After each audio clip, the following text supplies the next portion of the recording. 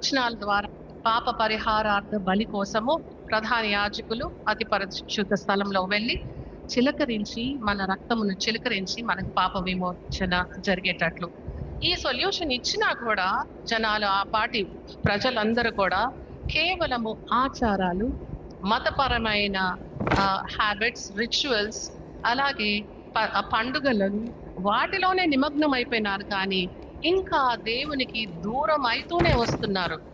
దేవుడు వాళ్ళని విడిచిపెట్టలేదు, కానీ మానవులు వారి పరిస్థితులలో ఆ దేవుడిని విడిచిపెట్టుకుంటూ వస్తానే ఉన్నారు. అందుకే మనకి రక్త ప్రోక్షణ బలి జరిగింది. క్రీస్తేసు రక్త ప్రోక్షణ బలిగా ఈ లోకానికి దేవుడు పంపాడు, ఈ ఎడబాటుని పూరించేదానికి.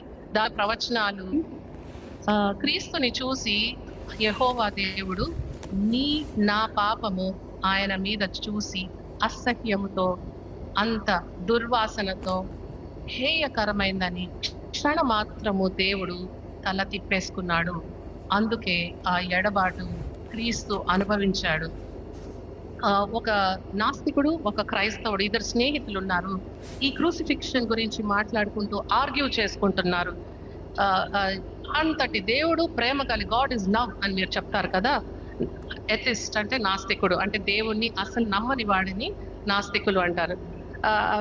మీరు చెప్తున్నారు కదా గాడ్ ఇస్ లవ్, దేవుడు ఆయన సొంత కుమారుడిని ఇచ్చేసాడని. మరి ఆ సిలువలో అలాగ ఎలా వదిలేశాడు అని అంటే ఆయనకి ఎన్ని మాటలు చెప్తున్నా కూడా ఆయన వినట్లేదు. అసలు అలాంటి ఆయన దేవుడేనా? ఎలా వదిలేస్తాడు కుమారుణ్ణి?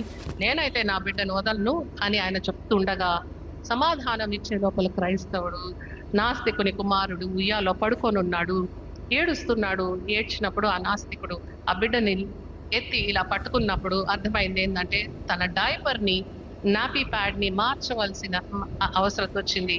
ఆ మార్చే క్రమంలో ఆ దుర్వాసనకి ఒక క్షణం ఇలాగా తల తిప్పుకున్నాడు. మనమందరం కూడా దాన్ని వి షుడ్ హావ్ ఎక్స్పీరియన్స్డ్. దొరికింది మన క్రైస్తవునికి ఛాన్స్.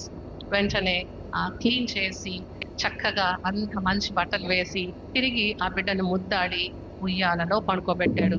క్రైస్తవుడు అన్నాడంట, నా గొప్ప దేవుడు యెహోవా తండ్రి చేసింది కూడా అదే. ఆ రోజు ఆ పాపము ఆ దుర్వాసనతో కూడింది. యేసయ్య చేసిన పాపం కాదు, నా పాపము. అందుకే ఆ క్షణ మాత్రము ఆయన తల తిప్పుకున్నాడు. Because God never forsakes us. ఎప్పుడు కూడా ఆ పాపం అనే దుర్వాసన మనకిను దేవునికి మధ్యలో ఉంటుంది, కానీ ఆయన తిరిగి దానిని పరిష్కరించి తిరిగి మనల్ని హత్తుకుని ముద్దాడతాడు.